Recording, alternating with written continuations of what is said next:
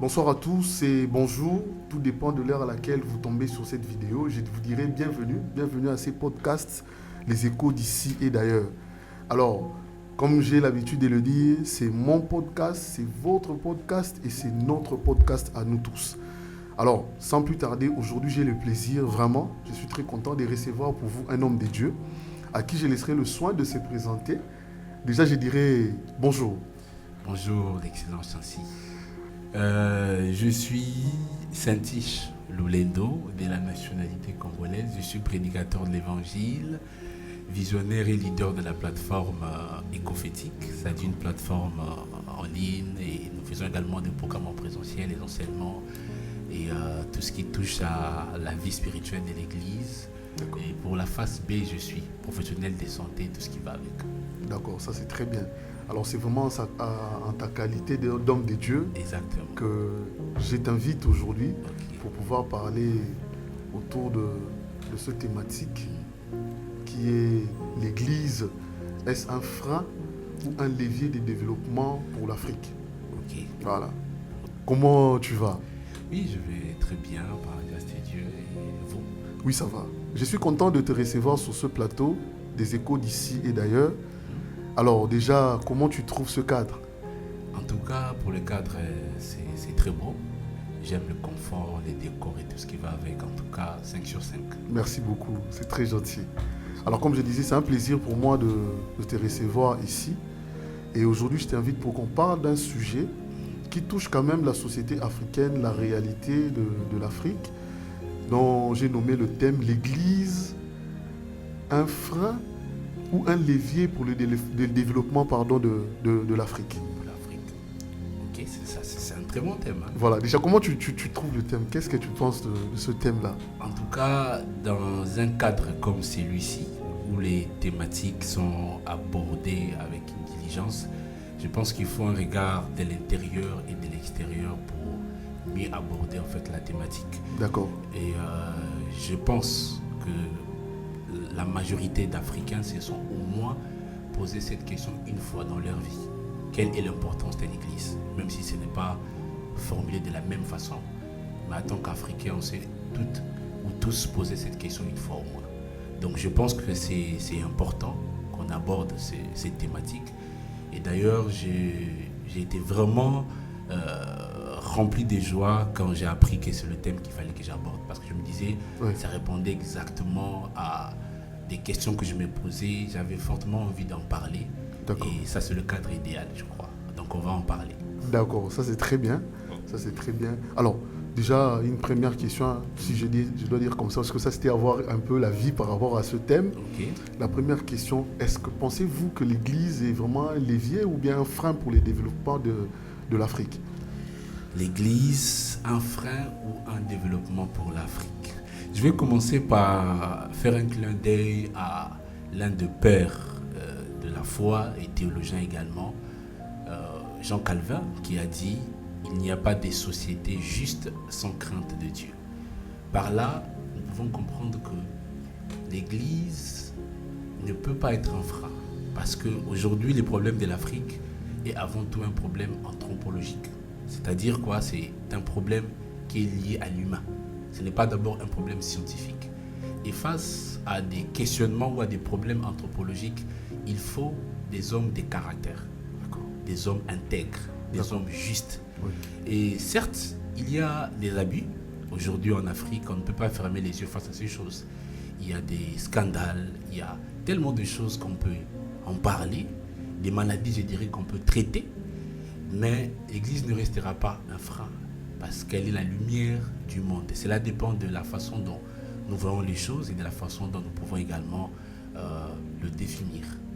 Donc, à ces sujets, je dirais que l'Église est l'un des médicaments qui peut traiter les maux qui gangrènent la société africaine. Mais cependant, il y a des aspects que nous pouvons revoir et en discuter. Revoir de l'Église quand même, il y a des aspects à revoir. Il y a des aspects à revoir. Et ici, je parle vraiment des assemblées. Parce que s'il faudrait parler de l'Église corps du Christ, qui est l'ensemble des personnes réunies hors d'eux, ici, il ne s'agit pas des bâtiments, des structures, il s'agit des hommes transformés pour transformer le monde. Maintenant, dans l'aspect organisationnel, il y a des églises, ou je dirais des assemblées, qui doivent revoir certaines choses du point de vue théologique, biblique et de la sainte doctrine. Aujourd'hui, il faut quand même le reconnaître que l'Église, il y a certaines églises et d'hommes de Dieu qui font de l'Église cette structure, disons, je disais, qui commence à dépouiller ses propres fidèles. Ça, là, il faut le dire. Parce qu'à un moment donné, on a l'impression que l'Église est tellement disposée à soutirer réellement de l'argent aux fidèles. Est-ce que ces pratiques sont normales, sont justifiées? Est-ce un moyen de développer l'Afrique ou bien c'est réellement un frein? Oui. Très très bonne question. Très très bonne question. Ça, c'est, je crois aujourd'hui, l'une des choses et des préoccupations qui font à ce que beaucoup d'Africains puissent se questionner sur le rôle de l'Église. On ne peut pas les nier. D'abord, il faut savoir que l'Église possède deux dimensions. Il y a la dimension qui est organisationnelle. D'accord. Et la dimension spirituelle.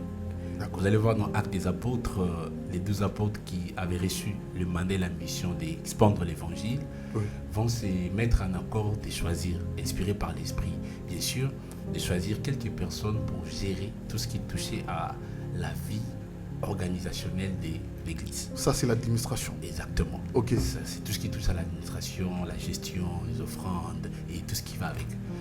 Aujourd'hui, nous constatons dans certains milieux, pour ne pas dire l'Église en général, c'est un peu comme le corps. Un membre peut être en défaillance, mais cela ne veut pas dire que tous les membres souffrent. Donc c'est ça l'Église aujourd'hui. Donc comme je le disais au départ, qu'il y a des choses que nous pouvons revoir, des maladies que nous pouvons traiter. Et par rapport à ces sujets, il y a des structures, des assemblées où nous constatons vraiment qu'il n'y a pas cette bonne manière de gérer la question liée aux finances, non pas seulement de le gérer, mais également aussi les motivations derrière. Vous savez, aujourd'hui, je peux donner un exemple dans le domaine médical, par exemple. Un médecin qui n'est pas formé, qui s'auto-proclame médecin, qui veut traiter les malades, et c'est une personne qui va mettre en danger la vie des patients. Tout à fait. C'est un peu comme aujourd'hui, nous constatons une naissance sporadique des jeunes, tout comme des papas, qui rentrent dans le ministère sans une préparation adéquate pour des motivations, je dirais, d'argent, de gloire. Et ces personnes-là, quand ils se retrouvent dans l'église, beaucoup seront beaucoup plus tentés à suivre tout ce qui amène la gloire, la richesse, l'argent. Et cette façon de voir les choses, avec leur motivation, va directement affecter la gestion de l'église du point de vue organisationnel ou administratif. C'est-à-dire, ils vont vouloir avoir l'œil sur l'argent, comment ça rentre. Et tout ça, là, c'est vraiment une question, comme j'ai dit au départ, anthropologique. Le problème, c'est que c'est l'homme africain. Aujourd'hui, cet homme africain-là est dans tous les domaines de la société. Dans la politique, il est dans le sport, il est dans la médecine, il est dans le média. Cet homme a un problème, c'est le problème d'intégrité. Et c'est ces mêmes hommes-là qui se retrouvent dans l'église. C'est-à-dire, s'il est corruptible dans la société, et s'il rentre dans l'église et qu'il n'a pas vraiment été transformé, il va se retrouver à faire quoi? À manifester sa nature. D'accord, donc c'est-à-dire que ce que nous vivons parfois, c'est vraiment rattaché à, je dirais comme ça, à l'ego personnel de la personne qui conduit cette assemblée. Et c'est pourquoi je dis, ça ne représente pas l'église d'une manière générale. Parce que exactement. Je pense que nous sommes dans une génération où nous faisons beaucoup plus l'apologie des mauvaises choses. Regardons juste dans le média, les réseaux sociaux africains, vous allez constater que lorsqu'on fait des bonnes actions, on ne partage pas. Mais quand il y a scandale, peut-être un tel a fait ceci, tel a fait cela, c'est là qu'on va beaucoup plus relayer. Et il y aura des vues, il y aura des partages, il y aura des commentaires. Et d'où... Parlant des vues, je pense qu'il faut quand même motiver les gens Et je profite pour vous motiver de vous abonner, de partager et également d'inviter les gens à s'abonner. Ça, c'était une parenthèse. Exactement. Donc, on ne partage pas des bonnes choses. Des en bonnes gros, choses. On partage que des mauvaises Exactement. choses. Ce qui fait que Oui. lorsqu'on va commencer à partager peut-être des gens qui volent l'argent, des pasteurs qui font des scandales, du coup, les gens vont avoir l'image de ceux qui volent. Oui. Cependant, dans l'ombre, il y a beaucoup d'églises. Je suis comme dans le milieu qui travaillent dans les œuvres caritatives, les orphelins, qui scolarisent. Il y a des structures vraiment qui œuvrent pour la paix. D'ailleurs, dans l'histoire de l'église africaine, on en a eu tellement. D'accord. Mais sauf qu'on n'en parle pas trop. On ne fait que l'apologie. Je pense que la meilleure façon de combattre le mal, c'est aussi de parler de bien. Ok. Exactement. Alors, ok. Maintenant, tout à l'heure, quand tu parlais, tu as donné l'exemple de la personne qui se lance, de l'homme de Dieu qui se lance dans les ministères sans formation. Okay. Et on se retrouve à cette personne qui pose des actions qui laissent vraiment à désirer ou ça suscite encore plusieurs autres questions. Alors, quelles sont les dispositions que l'Église ou bien le corps du Christ, comme tu disais tout à l'heure, l'Église dans son ensemble, met en place pour éviter ce genre de choses? Rapidement, je ne sais pas s'il y a des choses, par exemple, est-ce qu'il y a des sanctions? Est-ce que y a-t-il des personnes qui ont, je dirais, un œil sur ce que d'autres pasteurs font? Comment contrôler ça? Et ça, et surtout, s'il faudrait que je donne une réponse claire et précise qui va englober, je pense que toutes les parties concernées, ça sera difficile. Mais je peux au moins donner rapidement quelques astuces. Et d'abord, aujourd'hui, l'Église chrétienne, en général, n'est pas unie autour d'une même vision. Ça, c'est un fait. Nous avons plusieurs congrégations. Oui. Ce qui revient déjà à nous mettre dans une situation très difficile et délicate de gérer toutes ces personnes-là. Ok. Ça va vraiment se retrouver peut-être telle congrégation, ils ont leur façon de gérer. On a peut-être ceux de confession catholique, il y a les protestants, il y a ceux des mouvements charismatiques. Et d'autres qui n'appartiennent pas. C'est-à-dire que cela revient à chaque congrégation de pouvoir mettre ensemble un système de gestion, un système d'organisation et de gérer des personnes qui font partie de leur congrégation. Okay. Maintenant, il y a aussi une question qui est purement d'ordre spirituel. Parce qu'entre l'appel et la mission, il y a vraiment une fossé. Tu ne peux pas dormir, te réveiller avec une vision, commencer une église. C'est-à-dire qu'il y a une préparation, il y a tout un chemin, il y a un parcours. Et il n'est qu'après avoir gagné, c'est-à-dire ce test de la préparation, que tu peux rentrer dans le ministère. Pourquoi je parle de la préparation? Parce que c'est dans la préparation qu'on apprend ces choses. Ok. Donc c'est vraiment une question des congrégations, mais aussi de l'état d'âme. Parce que je crois que quand on est intègre, on ne servira pas Dieu pour des intérêts financiers, mais pour l'objectif du salut des âmes. D'accord, ok, merci beaucoup. Je pense on est déjà à la fin de notre émission, mais je voudrais quand même poser une dernière question. Toi, Saint-Tiche Lulendo, quelle est ta vision de l'Église? Moi, Saint-Tiche Lulendo, ma vision de l'Église est de voir une Église glorifiée et prête à impacter le monde et la société. Ma vision de l'Église est de voir une Église qui engendre des acteurs pour le développement de l'Afrique. Ma vision de l'Église est de voir une Église qui va donner au monde des chrétiens modèles et exemplaires pour la société.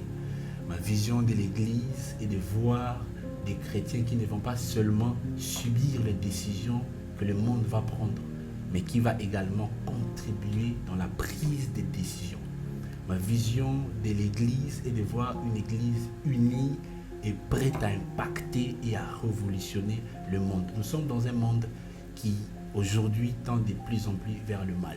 Mais comme les Écritures le disent, le monde attend avec un ardent désir la révélation des fils de Dieu.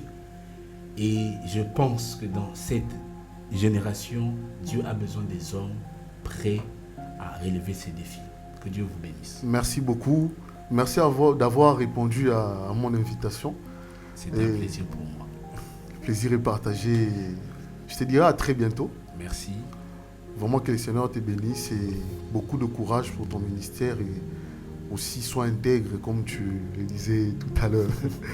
Alors merci à vous tous qui avez suivi ce podcast. Je vous dis également à très bientôt. Vous savez ce qu'il vous reste à faire, c'est de partager à vos proches, liker et laisser un commentaire, faire des recommandations si possible. Nous restons à votre disposition. Et j'en profite également pour vous dire merci parce que nous recevons beaucoup de vos messages, vos remarques, vos encouragements aussi. Et cela nous fait du bien. Et je vous dis donc à très bientôt. Merci et au revoir.